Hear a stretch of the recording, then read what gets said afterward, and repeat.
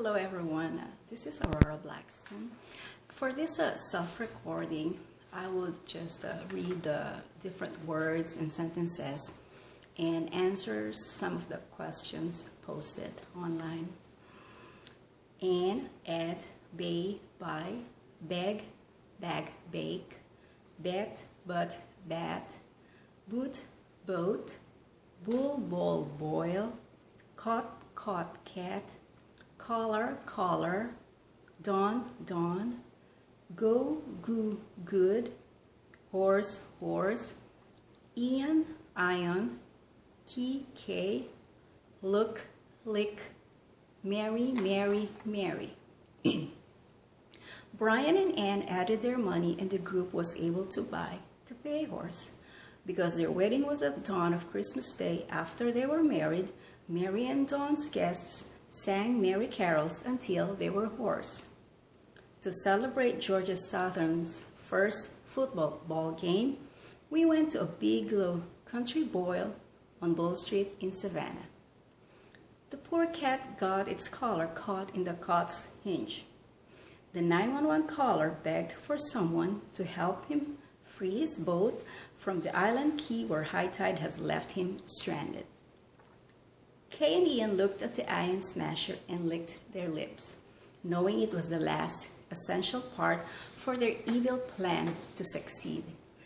Give me a schmear on a poppy seed bagel, and my wife would like a slice of pecan pie and a scoop of butter pecan ice cream.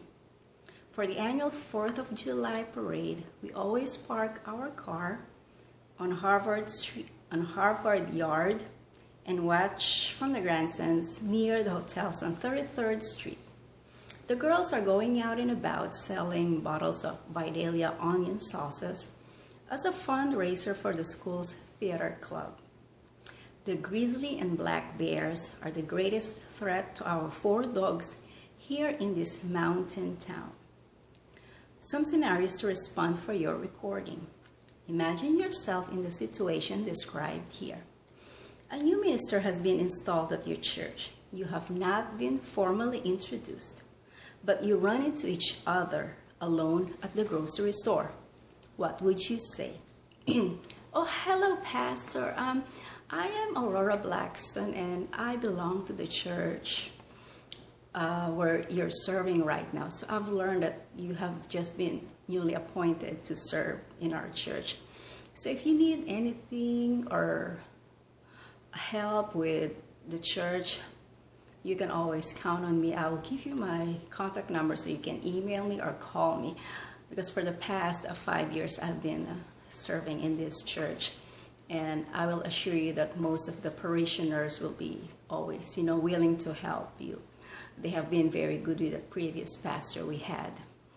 So if you need any help or something, just call me or contact us, any of the parishioner. Your 16-year-old daughter, Brooke, took your car keys without permission and wrecked your new fancy car of your dreams. You are now meeting her at the police station. What would you say? Oh my goodness, Brooke, what happened? Are you okay? Did you hurt yourself or something? You got me so worried. So please don't you ever do that again. Don't take my keys without my permission. I need to know where you're going, or I need to know whenever you will be using my car. So please, anytime you need to use my car, please, please, please, ask my permission.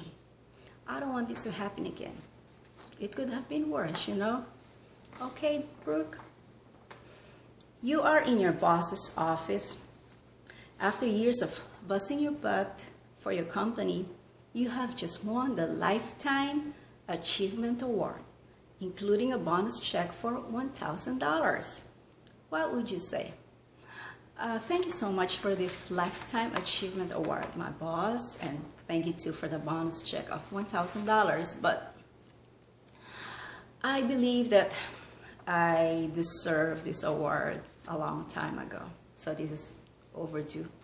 But since you already gave me this, well, thank you so much. I am very grateful, but I guess it's time for me to move on. So I will be resigning, and maybe we'll try to find a job somewhere where they will recognize all the hard work I've been doing.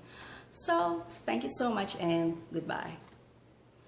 You are shopping for something slightly embarrassing, hemorrhoid suppositories or condoms, at the drugstore, and have a package of them in your hand. An old friend you have not seen for years come up and reaches out to shake your hand. What would you say? "Oh, hi, my dear friend. It's been a long time." "Oh, sorry for this. I really need this, but let's not talk about this. What I have in my hand. Would you like to go somewhere? Let's eat somewhere so we can talk longer. Get out of this drugstore." Your mother calls you on the phone and is crying. Her favorite cat, Fluffy, has passed away. What would you say? "Oh, Mom, I am so sorry about Fluffy. I know he's been sick for a while, and she is really old, so I guess it's really time for her to go. But do you need someone to be there with you right now? I can come over as soon as possible. And do you think you will need a new pet? Would you like to have a dog or another cat again? Just tell me what you need. I'll be there as soon as I can. Okay, Mama?" And finally, describe in about 10 sentences your hometown's most interesting future attraction or person. Our town back home in the Philippines is located in the northern part of the Philippines, and it's like an hour away from the capital, which is Manila. Our town is called Bukawi, and the most famous, it's not an attraction, it's like actually a business, is the production of different kinds of fireworks.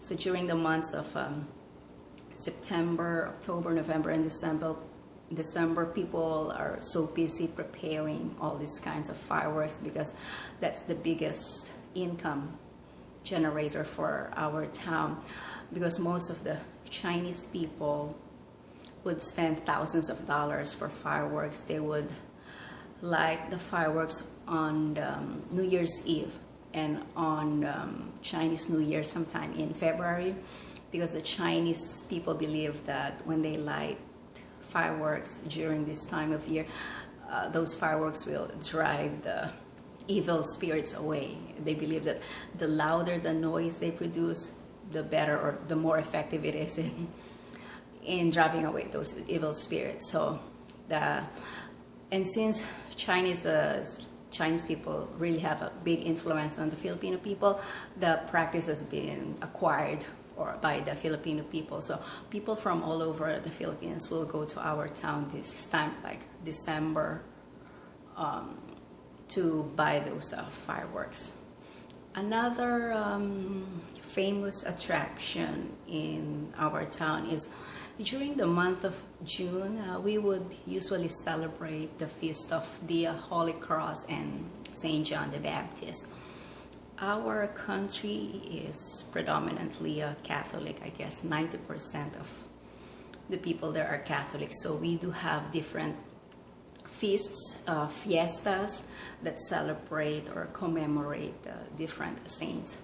So on every, like the first week of June, when we celebrate the Feast of the Holy Cross, we will have this big boat wherein they will place or install a miniature church on that boat, and then for 9 nights people will be on that boat, and they will sail that boat. We'll have like a fluvial parade. That boat will be sailing for 9 nights in the river, and then people will be praying. Aside from that big boat, they do have other smaller boats that are fully decorated. So people from all over the country will go to our town to watch that parade in the river. And for the Feast of St. John the Baptist, it's on the 24th of June. Of course, we all know that St. John was the one who baptized Christ. So the way we commemorate his feast is whenever on this day, whenever you are out on the street, people will be pouring water all over you.